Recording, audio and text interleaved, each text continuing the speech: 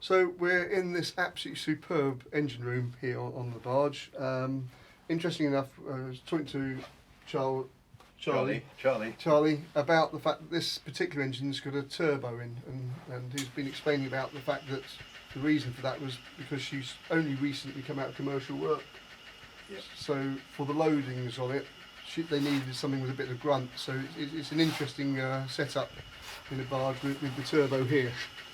A lot of engines don't like turbos in large boats because you need enough revs to keep the turbo going rather than keep going in and out. But with this we're fine. Yeah, especially in inland waters, you see the big plastic boats going out, clouds of black smoke out of them because they've been running the turbocharged diesels, which are built for going across the channel and to sea at 3 or 4 knots for hours, and they just all soot up and it ruins the turbo. Absolutely 100%. So it's an important thing to think about. We're talking about fuel husbandry to start with. The vessel has got 2 fuel tanks. There's one behind me here and there's another one over here. And interesting enough, you're saying that one is on red diesel for UK. It's planned for red. They're both red diesel, which is what we have in the UK. Yep. When I go to France, or if I ever take her back to Holland or France, one will be white for propulsion and the other will be red for the generator and the central heating and so on. Cool, there we are. And we have, with fuel, as everyone knows, there's a lot of problems with husbandry of fuel. Over here we've got an extremely large filter. It's not it was a SEPA. A lot of people have Wagner's and other things, and what I was saying to Charlie was the fact that with the way fuel is, it's always worth having a secondary inline filter that if you can swap from one to the other, and in fact he's got this already set up on here with this one here. So that's another way that if you do have a problem, you can shut that one off, run the engine on the smaller filter while you sort out the separation of the filters in that one. So that's it. So a set of spring checks. Obviously, a lot of people change the oil at winter to take any dirty contaminants out, but obviously make sure there's nothing happened to the oil in the meantime over the spring. Pay attention to fuel lines and the return hoses and things like that, and just the general condition and appearance of the engine. Engine mounts. This one here is hard mounted, which means basically she's bolted down with some very substantial bolts down onto the framework here. So these are the hard mounts.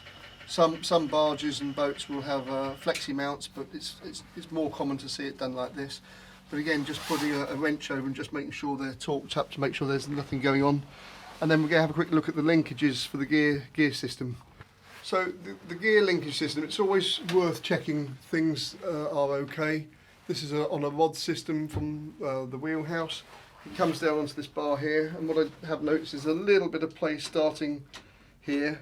And just bear in mind that the nuts are only 6 mil, so it may be perfectly all right. But again, just check, because I had a quite substantial claim once where this nut on the gear shifter fractured and sheared off because it's on a shearing tension, and the gentleman driving the barge thought he was coming into the dock a little bit fast, so he put the boat into neutral. But unfortunately this had parted, so he hadn't actually put it into neutral.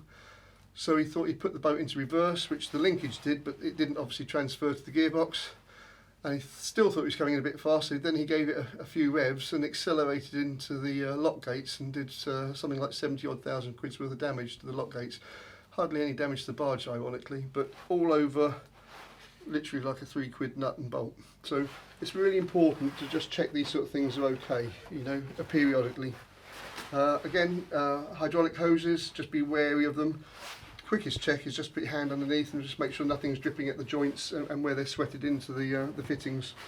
And again, hoses, just watch where they run. These are all beautifully clamped in, but again, just watch little areas like that where you can potentially have a vibration of the hose just pushing against, and actually there is a tiny little bit of vibration there where that hose is sitting on the underside of the engine mount. And causing a bit of damage to the actual hose. So they're all just typical little things. Again, this one's got a dipstick for the oil here for the gearbox, so it's always worth checking that's okay. This one nicely marked, full and low. It's just on the low, but again, that's probably because the engine needs to be running before you check the oil. A number of times I've had people fill an oil on a gearbox when it's empty, when the engine's not running, because they didn't realise they should have been running the engine before they did the oil. Just little checks before the start. You go and use your boat. It's well worth it.